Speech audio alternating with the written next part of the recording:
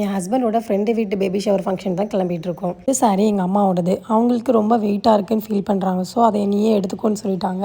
Sorry கொடுத்தா வேண்டான்னு சொல்ல மனசு வருமா, அதனால நானும் வாங்கிட்டு வந்துட்டேன். சாரியை வேற ஒரு ப்ளவுஸோட மேட்ச் பண்ணி பார்த்தேன், நல்லாவே செட் ஆச்சு. இந்த ஃபங்க்ஷனுக்கு நாங்கள் மட்டும் போகலை, எங்கள் ஃப்ரெண்டு ஃபேமிலியும் வராங்க. எங்கள் வீட்டிலேருந்து கிளம்பி எங்கள் ஃப்ரெண்டு வீட்டுக்கே போயிட்டோம். அவங்க நேம் தான் அபி செந்தமில்லன், இவங்களோட பேபி நேம் தான் ஆதிரன். ஃபங்க்ஷன் வந்து புதுக்கோட்டையில். ஸோ நாங்கள் எல்லாருமே கார்லேயே போயிட்டோம். போகிற வழியில் பூ வாங்கிக்கலாம்னு சொல்லிட்டு புதுக்கோட்டையிலேயே பூ வாங்கிட்டோம். அப்படியே நாங்கள் ஹோட்டல் சாரதா கிராண்டுக்கு ரீச் ஆகிட்டோம். உள்ளே போனதும் அவங்க ஃபேமிலி நல்லாவே வெல்கம் பண்ணாங்க.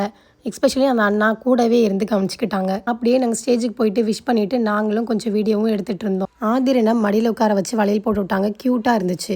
நெக்ஸ்ட் நாங்கள் சாப்பிட கிளம்பிட்டோம். அங்கே போனால் கூட வந்தவங்கலாம் என்ன சோத்துல சாம்பாரா அப்படிங்கிற மாதிரி பார்த்தாங்க. ஆனால் எனக்கு இது ரொம்பவே ட்ரீட்டாக இருந்துச்சு.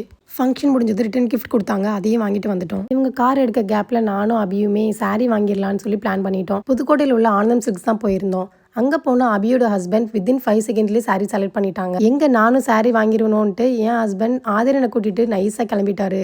நான் விடுவேனா, நெக்ஸ்ட் மந்த் எங்கள் ஆனிவர்சரி வருது, அதனால நானும் ஒரு சாரீ வாங்கிட்டேன். லெஃப்ட் ஹேண்டில் வச்சிருக்கல ஒரு ப்ளூ கலர் சாரீ, அதுதான் வாங்கினேன். அதோட ப்ரைஸ் வந்து 600 தான். ஸோ எனக்கு பிடிச்சதுனால நான் அதை வாங்கிட்டேன். ஷாப்பிங் முடிஞ்சதும் டீ குடிச்சிட்டு அப்படியே நாங்களும் வீட்டுக்கு கிளம்பிட்டோம்.